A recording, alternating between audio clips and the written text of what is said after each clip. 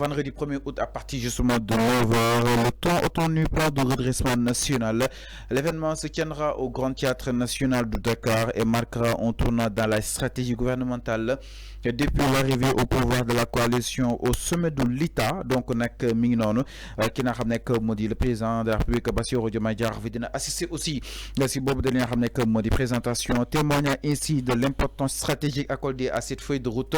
L'annonce a été faite publiquement par le chef du gouvernement Ousmane Sonko lui-même qui a récemment multiplié exactement ses consultations sectorielles et les déclarations justement de principe autour de la nécessité de rompre avec les modèles économiques et sociaux jugés inefficaces. Ce plan est présenté comme un outil majeur pour impulser les réformes structurelles, restaurer la souveraineté économique du pays et renforcer les services publics, entre autres.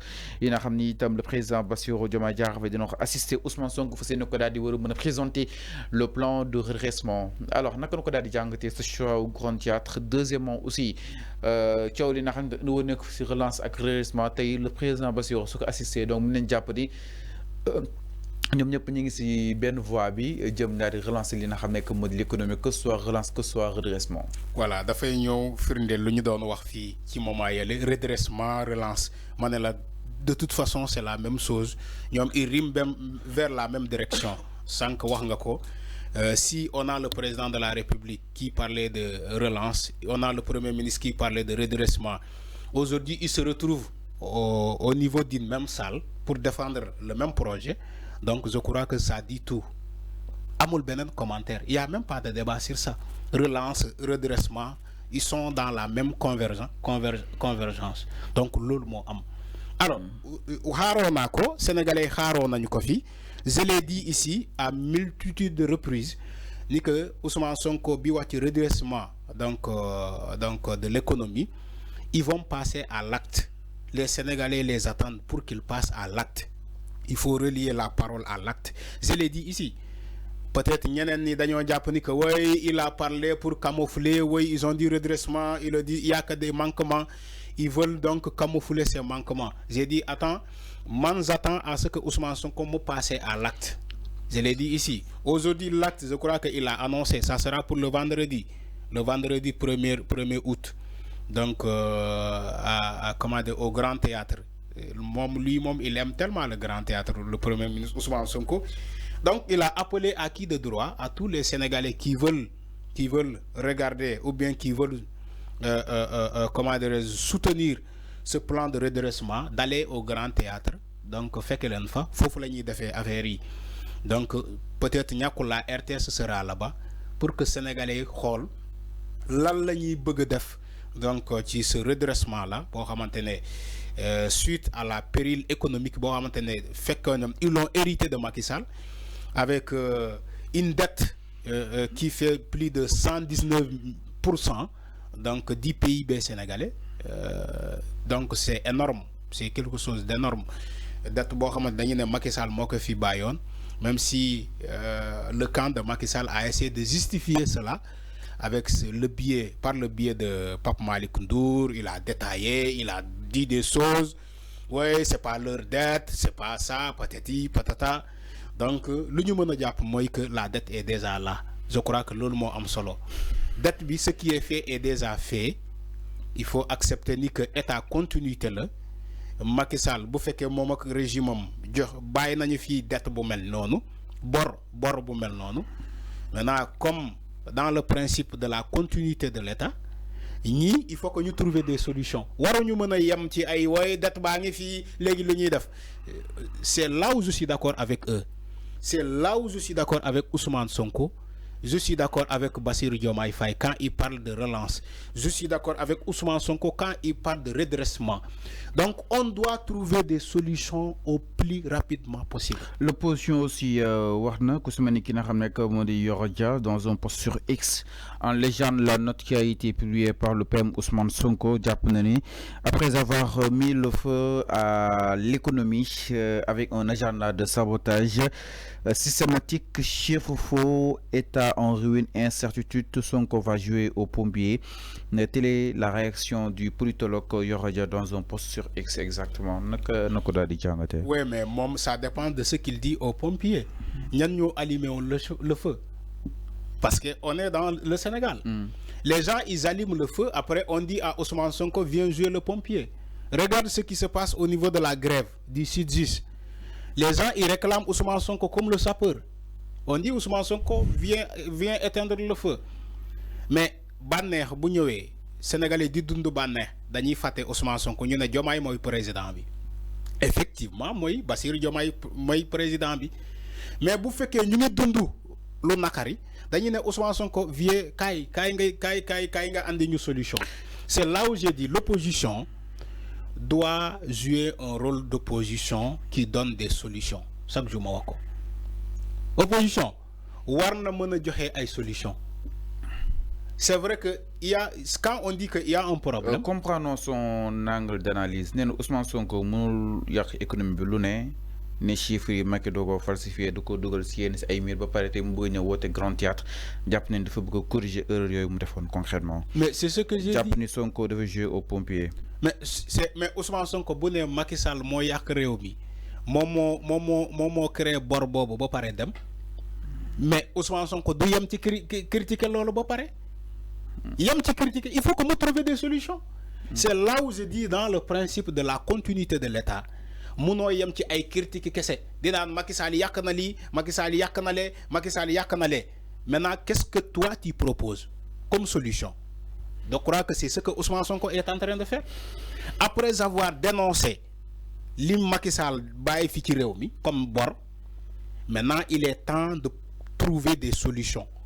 Il est temps de proposer des solutions. Il est temps de proposer une issue favorable pour que les Sénégalais mènent du Bob. C'est ce que Ousmane Sonko est en train de faire. C'est ce que le président de la République est en train de faire. Dañoo génné bor bi Sénégalais gis ko. Légui jaxna. Le temps de l'information jaxna. Maintenant lan mo dess? Le temps de la proposition des solutions. Kay la ñu proposer ay solutions. Ñu xam lan la ñu mëna def pour mëna combler bor bobu. Parce que Sénégal war na dox, Sénégal war na continuer di avancer. Mun ñu togg fi dina Macky Sall yak na li Macky Sall yak na lé Macky Sall yak na lé. Macky Sall mom lu mu yak na ko ba paré. Maintenant ñi fi nek lan lañuy def ba défaraatu lolu. Xama yak mo gëna facile que défar. Légui boy défar, il faut nga xam ban stratégie ngay mener pour défar. Je crois que mota Ousmane Sonko wolen le vendredi au Grand Théâtre pour un plan de redressement.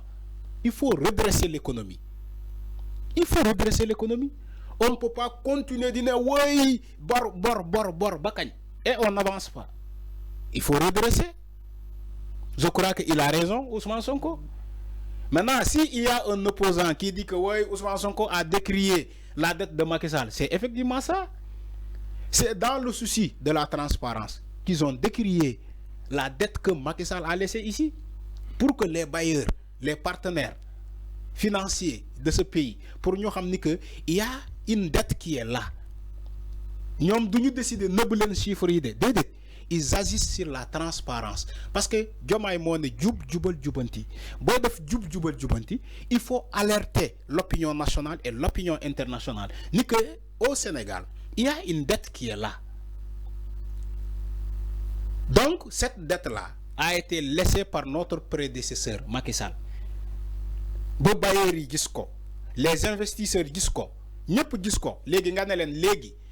nous, on a des solutions pour combler cette dette-là. Quand ils investir, nous, on a des stratégies. On a une stratégie pour combler tout ça. Pour que la signature du Sénégal puisse être soutenable. C'est ce qu'on parle. C'est des termes stratégiques. Parce qu'un pays fonctionne avec de la stratégie. Les pays n'ont pas d'amis. Même les bailleurs là, ce n'est pas des amis. Les investisseurs, ce n'est pas des amis. La Banque mondiale, ce n'est pas une amie. La FMI, ce n'est pas une amie. La Banque africaine de développement qui finance, je parle même des capitaux qui financent le pays, ce n'est pas des amis. Ils investissent en contrepartie pour qu'il y ait un retour sur investissement. maintenant ñun Sénégal lan la ñu war a proposer ban modèle économique la ñu war a proposer boo amulee stratégie da ngay daanu tu vas passer à côté moo tax Ousmane Sonko et le gouvernement ils ont élaboré une stratégie de redressement qui waxee ko en français peut-être de comment dire qui ne redressement qui ne comment dire ça c'est les termes qui changent. C'est les termes qui changent. Donc, je crois que cette stratégie a été étudiée, élaborée. Maintenant, il faut passer à la pratique. Situer les responsabilités au haut sommet de l'État, les économistes, alerter l'administration territoriale, l'administration nationale, les bailleurs, les fonctionnaires, nous alerter qui ce plan de redressement. Comment on compte désormais procéder les choses. Parce que ça doit changer. Il faut que les choses changent. Connaître le secteur où nous gérons, nous avons qui ce plan de redressement, éviter les dépenses inutiles, la surfacturation, les vols, les détournements, tout ça, ça doit cesser. Modifier aussi le mode de paiement des impôts, nous réformer le code des impôts pour que les Sénégalais ne fassent pas impôts. Nous réformer le code douanier pour le Sénégal mener aussi le domaine douanier, les tarifs douaniers, nous réformer. Alors, donc tout ça c'est un ensemble, tout ça c'est un ensemble basé sur ce plan de redressement. Sénégalais doivent contribuer donc sur l'économie du Sénégal. Entreprise bi installée au Sénégal doivent contribuer qui le plan de développement du Sénégal. Société implantée au Sénégal doivent contribuer donc qui ce plan de redressement. Donc c'est autour d'un ensemble. Sanitouf, mesdames, messieurs, voilà, merci beaucoup d'avoir fidélité renouvelée justement de suivre les programmes de Sénégal 5 TV. Alors, téléspectateurs et